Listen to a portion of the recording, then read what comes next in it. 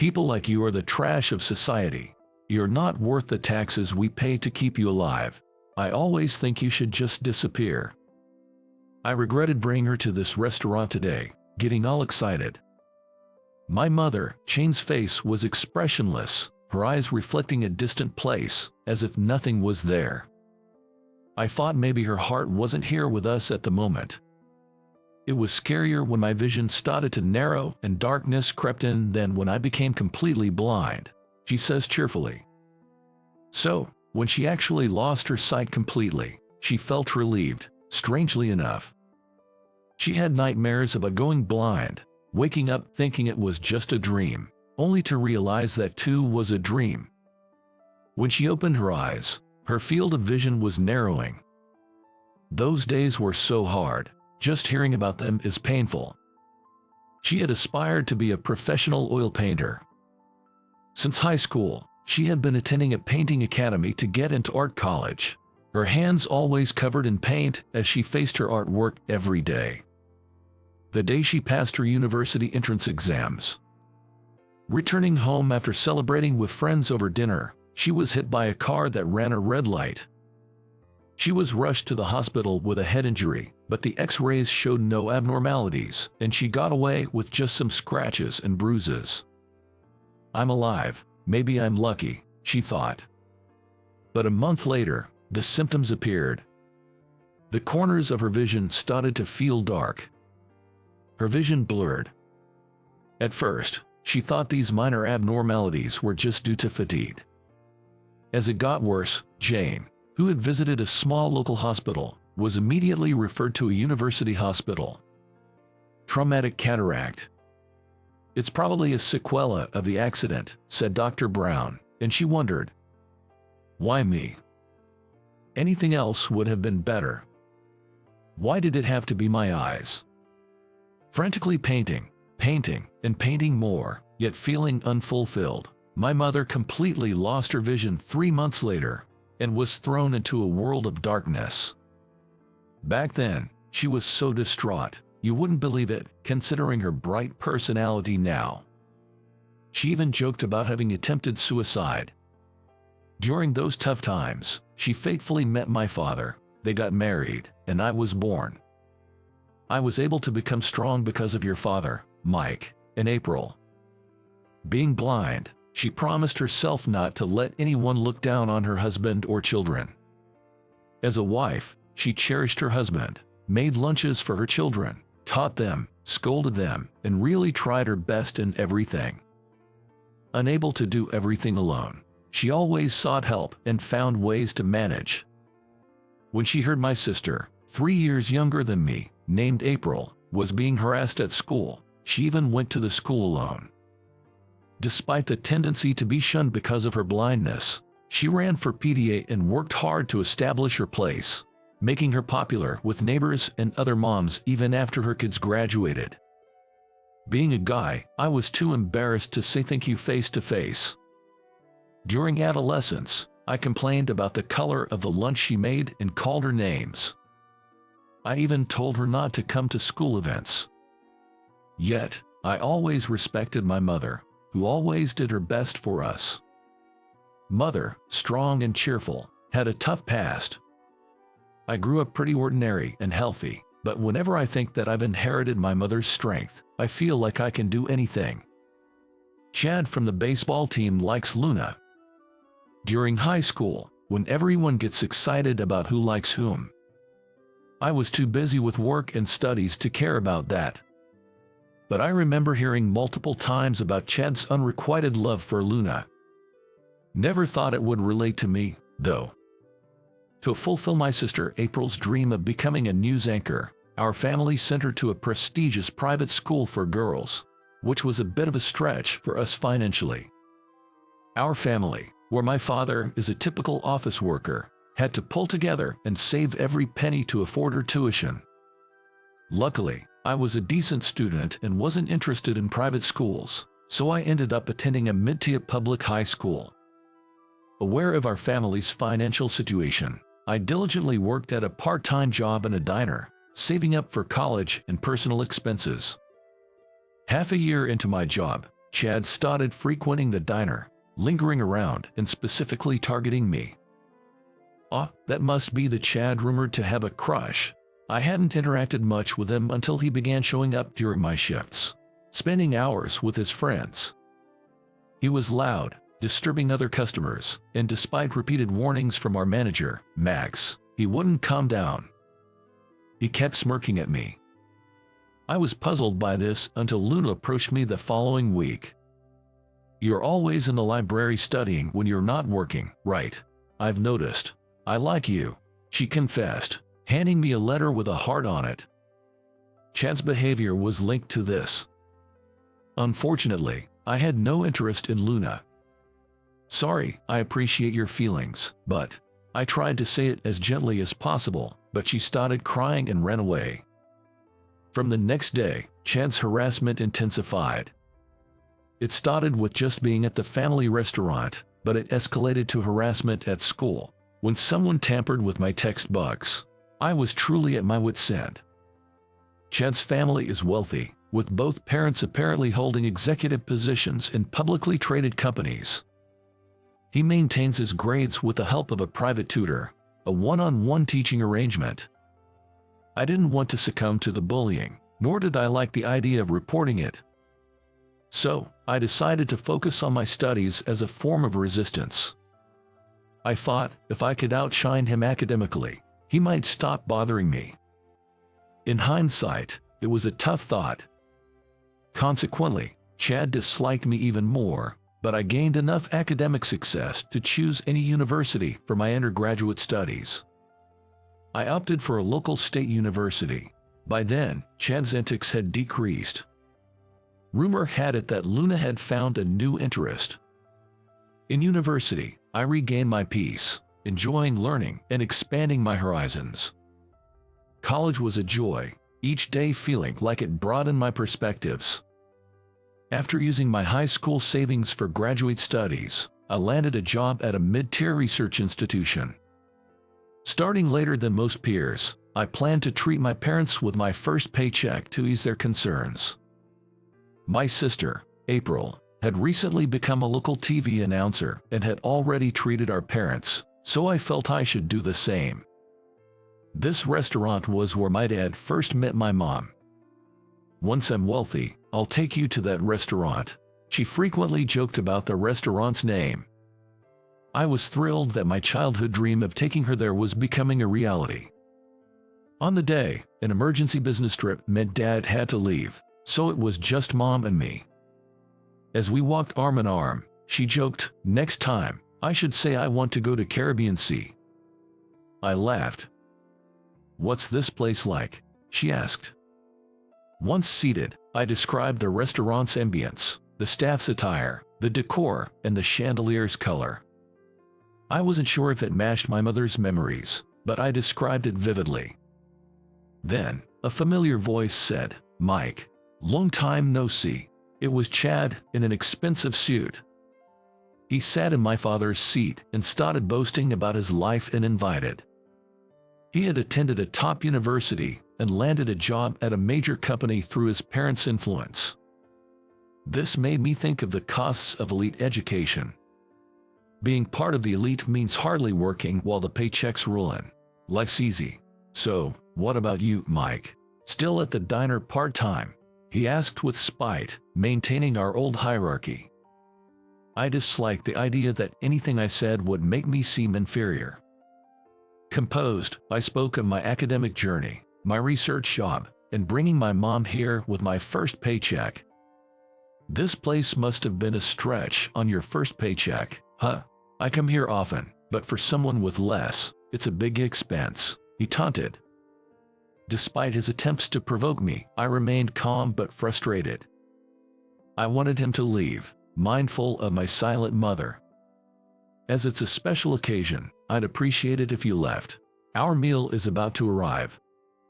Perhaps it was my blunt demand for him to leave that bored Chad, who then turned to look at my mother. He seemed to realize that she couldn't see him. "Sorry for intruding on your family time," he said. He playfully waved his hand in front of my mother's eyes, and upon seeing her non-reaction, his face took on a mischievous, almost triumphant expression. "What? So you're the child of a disabled person?" My anger surged, and I was about to raise my voice, but I regained my composure when my mother called out, "Mike." Chad respectfully pulled a business card from his pocket. "I'm Mike's high school classmate, Chad. If you have a disability, our company can offer some support. Here's my business card," he said. He mentioned the company's name and handed the card to my mother. "Oh, you can't see. My apologies." His insincerity was obvious.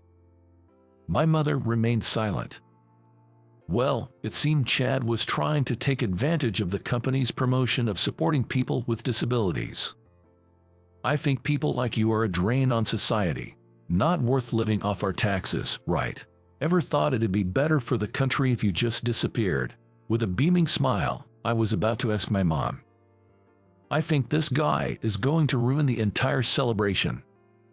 Just as I was considering asking the staff to have him escorted out, my mom said quietly, "Handing out your company's card, you are representing them. Should I take what you just said as your true feelings?" My mother faced Chad with her sightless eyes. Responding with a strong tone and a mocking air, Chad retorted, "Wouldn't the world be much better off if all disabled people just disappeared? There are plenty of them at my company, and it's sickening. Is this some kind of charity work or what?" I expected my mom to respond firmly, but she simply said, "It's such a pity to see a young person with so much potential having such thoughts," and then she fell silent. Can't even argue because it hit too close to home, huh? Saying this, Chad got up from his seat looking and interested. "Since it's a special occasion, let me share some good advice with you," my mom said. "Tomorrow, you'll be called to the executive's office and lose an important job. I may be blind, but I can see your future. It wouldn't be fair not to tell you," she said with a laugh. Chad scoffed, dismissing her as delusional, and left, satisfied with having spoiled the mood. "Sorry for ruining our celebratory dinner," my mother apologized. It wasn't her fault. Chad was an acquaintance of mine. I should have ignored him from the start. "What was that prediction about?" I asked her. I'd never heard her say something like that before. But it didn't seem like she'd easily lie about knowing the future. She was definitely up to something. "You'll understand by tomorrow," she said, with just that one sentence, and I could feel the pressure in her voice, indicating that she didn't want to discuss this topic any further. As the dishes started to arrive and I explained the colors and presentation to my mom, who was surprised by the deliciousness, thoughts of Chad gradually slipped from my mind. In the taxi home, my mother's distant gaze, despite her blindness, troubled me. The next day, during my break at work, I checked my phone to find several missed calls from an unknown number. "Is that you, Mike? Sorry, please hear me out. I was wrong." When I called back, I heard Chad's voice. However, I could sense an atmosphere of desperation, as if he was on the verge of tears. It seems he had gone through great lengths to get my contact info through a classmate, since we hadn't exchanged numbers. "Please, I apologize for everything. Tell your mother I was wrong about yesterday," he pleaded. I was confused. As my mother had predicted, he had been called to the executive's office that morning and fired. "I didn't know your mother had such power. This is really bad for me," he said in panic. I calmed him down, promising to check with my mother, and ended the call. When I called her, she answered after one ring. It was as if she knew the call was coming. When I told her about Chad's call, she quietly said, "I told you so, didn't I?" and I asked her what she had done. "I know Tom Bryan, the president of that company. I just reported that his views on people with disabilities are not good for the future of the company." I was astounded to learn that my mother is actually a shareholder in Chad's company, Bryan Company. She said that Tom was the person who helped her when she was in despair about going blind and even thought about ending her life. Apparently, Tom also played a role in connecting her with my father. I had never heard of such a thing before. because our house has always had to be frugal. When Tom was starting his company, there was an unfortunate trouble. He asked my father to invest in it as a way of thanking him for saving me, she explained. The shares were inherited by my mother after my grandfather passed away. She said she had no intention of selling them, so they couldn't really be called an asset. Then she said, "I'll get in touch, so you and Chad come to the same restaurant as yesterday," and hung up the phone. Despite being by my side all this time, her tone was so commanding, she seemed like a different person. After work, I met up with Chad and headed to the restaurant from yesterday. Chad, looking completely different from yesterday, seemed to have no spirit. He appeared extremely fatigued, wearing a rumpled suit. As we were seated, I saw my mother and a man talking at the table. "Mr. Bryan." From the way Chad addressed him, I realized this man was Tom. "Chad, right. I've heard everything. I've done some research on what you've been doing in the company. I've concluded that someone like you is a risk to the growth of our company. As declared today, you will have to leave our company," he said. Chad, pale as a ghost, realized the decision was final and slumped to the ground. Bryan Company has recently launched a project to support people with disabilities. They are actively creating employment opportunities for people with disabilities and seek employees who can maintain a neutral emotional stance towards them. It's understood that if people with biases are employed, it hampers the effective collaboration and mutual support with those who have disabilities. In a company striving to bring out the best of synergy, individuals who lower the corporate value under the guise of the company's name are seen as a future risk. It was discovered through an internal investigation that Chad had been harassing and verbally abusing people who are deaf, have mobility issues, and others. Everyone feared the uncertainty of finding a new job after leaving here, and Chad exploited this fear to continue his harassment. Hearing his comment, "They are disabled, a burden on society," my venting a bit should be seen as contributing. I felt dizzy when I heard him say that. My mother realized that if he could say such things to her, he would do the same in the company. Despite Tom's efforts to create a society where people like him help each other, Chad was doing the exact opposite, she said. She reported him, believing that Chad's presence was not suitable for the company's future growth. While Chad seemed to regret his actions, it was too late. Sooner or later, voices would have been raised, either from those harassed inside the company or from somewhere else. His father, who got him the job for connections, has also been informed and is furious. Chad will now have to search for a new job on his own, without his parents' backing. You're still young. If you realize and change now, there's hope. As you are, you'll face the same issues wherever you go. My mother spoke as if giving advice. After Chad left, my mother, Tom, and I sat at the same table, and unexpectedly, I ended up hearing stories about her past. "It's hard to believe you're the same Jane who wanted to die back then. You've become strong." When Tom said that, my mother smiled. "I have children now. I didn't want to remain weak." I was surprised to learn that she plans to join Bryan Company's ventures as an advisor once the kids are more independent. I'm looking forward to starting this new chapter in my life. My mother, who says she is enthusiastic, is reliable. I ate a lot of delicious food that day. Even if I didn't feel like I could taste it yesterday, I can actually taste it today. I began to think about Caribbean Sea. I don't know if that will be in 10 or 20 years, but someday I want to take her there. How will I describe the blue of the sea and the vibrant colors? I hope to become a person rich in expression by then, as I imagine the future a bit. What's this? You don't understand even this. Can we really trust such a company with our precious land? In a business meeting, my boss fell silent, unable to answer the landowner's question. Let's pretend this conversation never happened, or better yet, arrange for someone who can understand the situation to come talk. I responded to the landowner, who was trying to end a conversation. Please wait. I know that this land is very special and cherished. It was originally a bustling town center, a place where people gathered. If you entrust it to our company, I'm sure we can make it a wonderful place again." My words made the landowner's eyes widen. And my boss looked surprised too. "How do you know this area was a town center? Even people who have lived here for a long time don't know that, as it was a small town. Why do you know?" I smiled at his question and began to speak. "My name is Mike. Currently, I live with my grandparents near our family home, working part-time at a real estate company. My parents are not around. They divorced when I was young. I was taken in by my mother and lived with her at my grandparents' house. However, 3 years after the divorce, my mother passed away due to illness. Having no siblings, it was just my grandparents and me.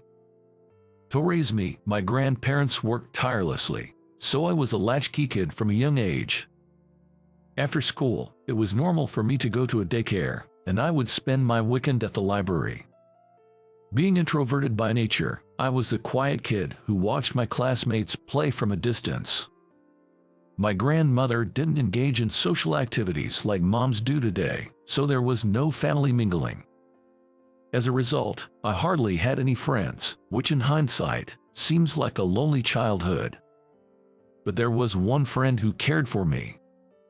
He was considerate and popular in class. He would talk to everyone with a smile, including me, as if it was the most natural thing.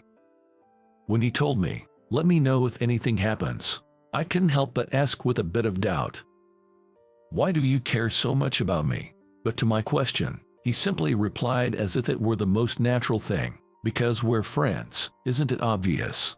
I remember being incredibly happy to hear that. I don't know where he is or what he's doing now, but there was a time when I aspired to be like him. But reality doesn't always work out. After graduating from middle school, I encountered something in high school that made me distrust people. Since then, I became even more invisible. I endured 3 years of high school, thinking things would somehow get better after graduation. In college, I didn't socialize and spent my free time in the library, just like in elementary school. I loved reading, so that lifestyle suited me. But due to my poor communication skills, I failed at job hunting. Unfortunately, I graduated without securing a job offer. Under normal circumstances, this would be a cause for panic, but I was actually relieved. What if I encountered the same situation as in high school at a new job? I thought I'd rather work part-time, keeping my interactions with others minimal and necessary. That's how I found an office job at a real estate company near my home. It was simple administrative work.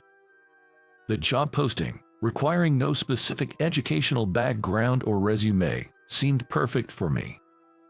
Having a degree but preferring to be perceived as an ordinary high school graduate, I thought I could work quietly without drawing attention. My assumption was correct. The job didn't involve anything complicated, so I didn't need to rely on anyone. I really liked this quiet environment where I could work at my own pace on the tasks assigned to me. Then one day, a woman transferred to my workplace. Her name was Emily. She was a few years older than me and, despite her youth, had been given the rank of chief, indicating her competence. About a month after she joined the company, our department head, Thomas, said, "Mike, Emily is going to visit our landowner, Daniel's house. Could you guide her there?" I paused my work and looked up. "Emily isn't familiar with this area. You're a local, right? You can leave early today and head straight home after that." "Sure, no problem. I'll get ready right away." Feeling the gazes of Thomas and Emily, I responded. Daniel's house, if I recall correctly, was behind the cafe near the station. It's on my way home anyway. Lucky to get off work early. "Thanks a lot," Emily said, and I nodded, quickly preparing to leave with her. This was my first real conversation with Emily. As a part-timer, I didn't really have much time to chat, She's always busy. But she treats everyone the same, including me, always with a smile. Wow, you've lived around here all your life. Tell me about some good restaurants. There's a cafe near Daniel's place where I've seen young girls lining up. Just like that, we chatted about our hometowns. She's really easy to talk to. I'm glad we got such a wonderful boss. As I walked, thinking about how surely Emily would have a positive impact on our workplace, I quickly reached the vicinity of our destination. I believe that house over there is Daniel's. Thank you, the way was easy, so I think I can come here alone next time. Good luck with your meeting. I'll be leaving then. As I was about to leave, she called out, "Wait, what is it? Would you mind sitting in on the meeting?" I was surprised by her suggestion. Why me, a part-timer? I must have looked puzzled. Seeing my expression, she smiled. I think it'll be a learning experience for you. If you gradually improve your skills, becoming a full-time employee isn't just a dream. I understand that she's saying this for my sake. But I choose to be a part-timer by my own will. It's natural that she doesn't know this, but I'm not aspiring to be a full-time employee. No, I'm fine. I might disrupt the meeting. I struggled to find a polite refusal, but Emily persisted. Everyone starts as a beginner. I know this deal is important. It's a big project, and the first one I'm handling since my transfer, but I believe nurturing juniors is more important. I was unexpectedly moved by Emily's clear and straightforward words. Her ability to handle her job seemed to be encapsulated in that very statement. Encouraged by her words, I found myself nodding in agreement. Being in a new place, meeting new people always feels somewhat uncomfortable. However, the thought of Emily being there somehow makes me feel a bit more motivated to try. When I pressed the doorbell at Daniel's house, a friendly-looking lady welcomed us and guided us to her husband, the landowner. Nice to meet you, I'm Emily. Nice to meet you, I'm Mike, I greeted nervously, following Emily. In front of the somewhat dignified landowner, the meeting began. The project involved acquiring Daniel's land to develop it into a subdivision. Daniel's land is vast. It has been passed down through generations, but now it's left unused and has become vacant. So, I've negotiated several times to use it at our place, but I've been turned down every time. Of course, this land is also a name of our rival companies. Emily prepared a document about its benefits and explained it to Daniel in an easy-to-understand manner.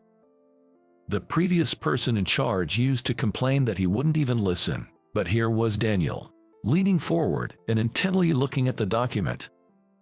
It seemed like there was a good chance of success. Daniel commented, "These diagrams are really easy to understand. I couldn't quite visualize it with the other materials from past representatives and other companies because they didn't have so many pictures. But now I can finally get a picture in my head."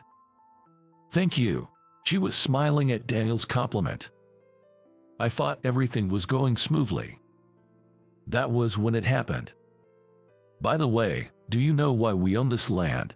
Daniel asked Emily. "I understand it's been passed down through generations. It's a precious piece of land," she answered. "Yes, it's true, but you do know what was here before we owned it, don't you?" Daniel pressed. Emily froze, and I was equally startled by that question. It's a well-known story back home. But of course, Emily, who just transferred here, wouldn't know about it. Daniel's expression changed. He said, "What? You don't know? Originally, there was a private school there. It moved, and now there's a large elementary school. It's a well-known story." "I'm sorry, I should have known," Emily apologized. "Can I really entrust such an important piece of land to a company like this?" Daniel wondered. Emily fell silent at Daniel's words. All I could do was panic in this atmosphere. Watching us flounder, Daniel sighed and said, "Let's pretend this conversation never happened, or arrange for someone who understands to come instead." Daniel, trying to end a conversation, Just when things were going well, I couldn't let it all return to zero. As he was about to stand up, I impulsively said, "Please wait. I know this land is very special and important. It used to be a historic town, a central place where people gathered, that led to the establishment of a private school. If you entrust it to our company, we can make it a wonderful place where children's voices will be heard again." I was desperate. I didn't feel as articulate as Emily, but my sole aim was to keep Daniel here. I was driven by that single-minded purpose. Yet, it seemed like my plea had actually reached him. This area, being a historic town, is not well known, even among long-time residents. It was a very small castle. "How did you know that?" Daniel, upon hearing this, sat back down. Emily looked at me with wide eyes, surprised by my words. I looked at Daniel. Then, feeling relieved, I smiled and began to speak.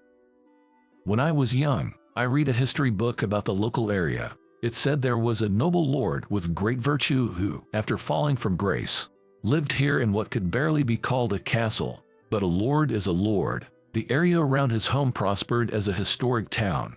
That's where your land is now," I explained. Daniel smiled at my words. "That's right. Then, the Lord built a facility for children to study.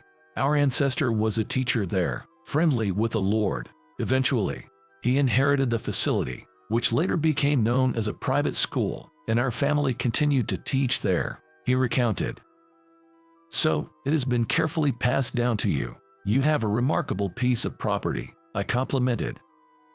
With little experience in human relations, I cobbled together words for mouths to say to him. My heart was pounding, but I managed to keep the conversation going. Now, all that was left was to pass the baton back to Emily. "It's such a precious land. I can understand your wish to preserve it, but leaving it as is would be a waste of a treasure. With Emily, it will surely become a bustling, vibrant place again," I encouraged. Daniel's gaze then shifted to Emily. "Yes, I guess it would be a waste to just leave the land unused like that. Can I count on you?" Daniel said. "Yes, absolutely," Emily replied with joy. At Emily's happy response, Daniel, I, and everyone else were all smiles. And so, we successfully sealed the deal. "Then, I'm counting on you," Daniel said as he bid us goodbye. As he left, both Emily and I greeted him. It was about 2 hours past the regular working hours.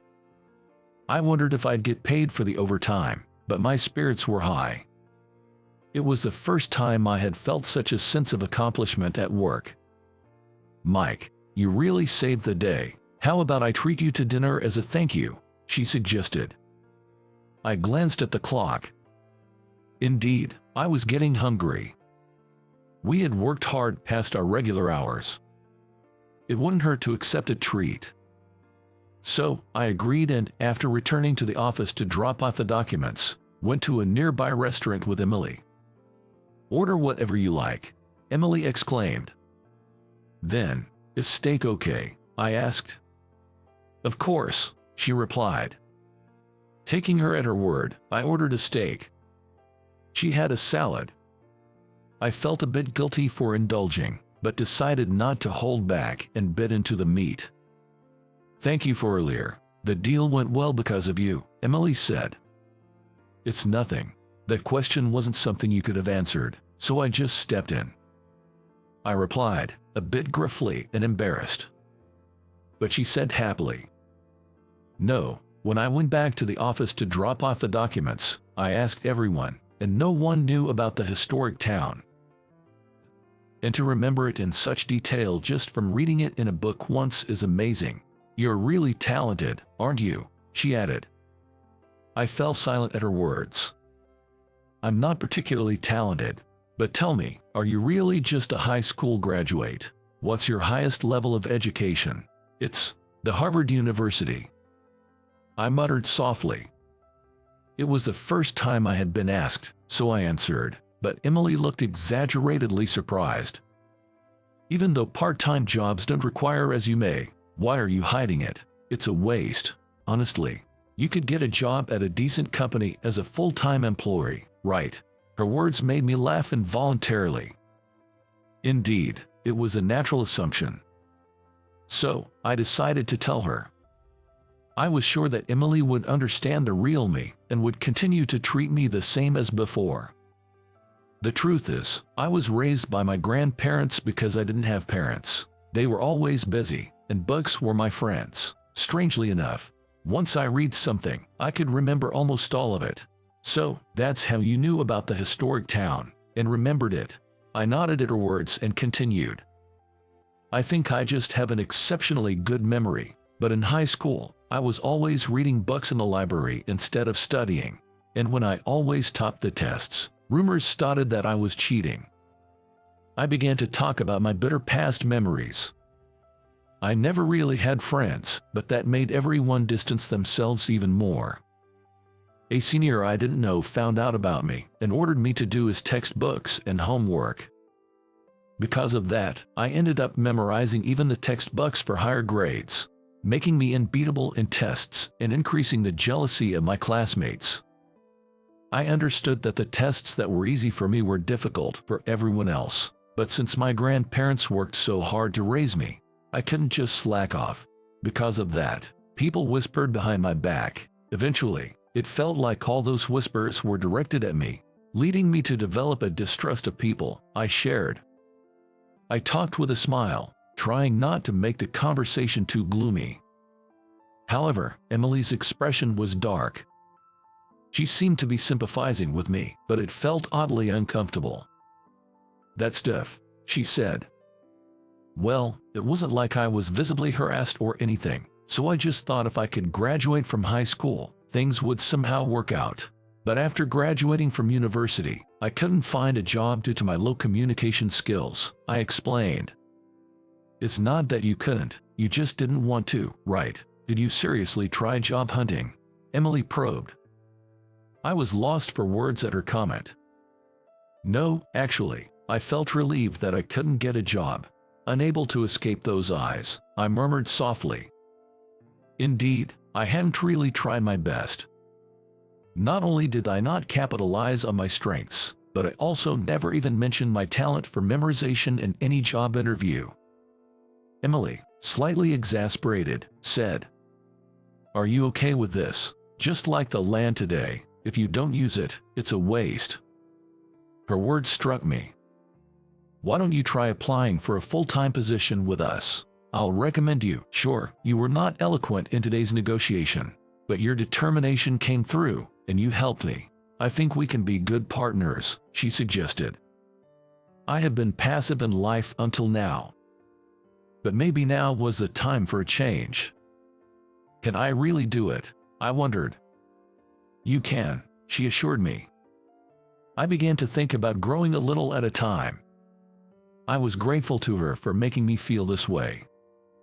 Afterward, I spoke to Thomas and decided to take the company's full-time employment exam. Thomas was surprised when he saw my educational background on the resume. And so were all the other employees. Emily and I exchanged glances and smiled at their reactions. Emily, and then Thomas, wrote recommendation letters for me. Thanks to my consistent work as a part-timer and my role in helping Emily with Daniel's land deal, I passed the full-time employment exam. I became a proud member of the workforce. My grandparents were overjoyed to hear that I had found stable employment. Emily, with her easygoing nature and good interpersonal skills. Me, knowledgeable about the local area thanks to the books I had read. Just as Emily had said, we worked together as partners and improved our performance. Our branch even achieved first place in sales across all stores, and I was enjoying my fulfilling days. Thanks to Emily, I expanded my network and seemed to have overcome my distrust of people. There are so many kind and wonderful people in the world. I hadn't realized that before. The stories I hear from different people contain things that are not written in books. It was all very fresh and enjoyable. One day, I learned that a local company was planning to open a branch. I headed out to see if they would let us handle the project. Hello. Enter the office and greet them cheerfully. Then, I asked for the person in charge who had made the appointment. Could it be Mike? I was called by the representative. He knew my first name. I looked up at him and exclaimed, "Ah, there's no way my good memory would forget him." "John," I exclaimed. "Indeed, it's you, Mike," he responded. He was my only friend during elementary and middle school, the one who always called me a friend. To think I'd run into him here, of all places. This unexpected reunion brought a smile to my face. When I called to make an appointment, a woman answered the phone. After that, I corresponded with John, the person in charge, by email. Today was the first time we spoke and met in person. I had no idea he was an old friend. I was quickly ushered into a room where I gave my presentation. Inspired by Emily, I included many diagrams and illustrations in my materials, which seemed to help John grasp the concept easily. He listened intently.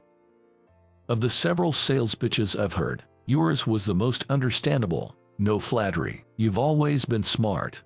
John complimented my materials. John, you've always been popular, and you truly have a way with people. Becoming a manager at this age is impressive, I said. He laughed at my words. The meeting ended on a good note, and he seemed positively inclined to consider our proposal. Later, he formally requested our services, and I showed John several potential sites. After internal discussions at his company, they decided to proceed with the construction. Since then, I've been indebted to John both professionally and personally. Whenever he knew someone looking for a real estate company, he'd refer them to us, contributing to my own success. In turn, I introduced my contacts to John, maintaining a mutually beneficial relationship. 5 years have passed since then. Dad, I'm going to play with Jesse on the 13th. Can I go? Weren't you going to Tiff's house on the 13th? Oh no, I forgot. Maybe we can all hang out together. I smiled at my wife, who always had a wide network of contacts. Mom, get it together. I'm blessed with a cute daughter, and I'm very happy. Mom's busy too, you know, since Dad has such a good memory. Managing the schedule is his job. Laughing at our daughter's words, my wife, Emily, who used to be my boss at the company, agreed.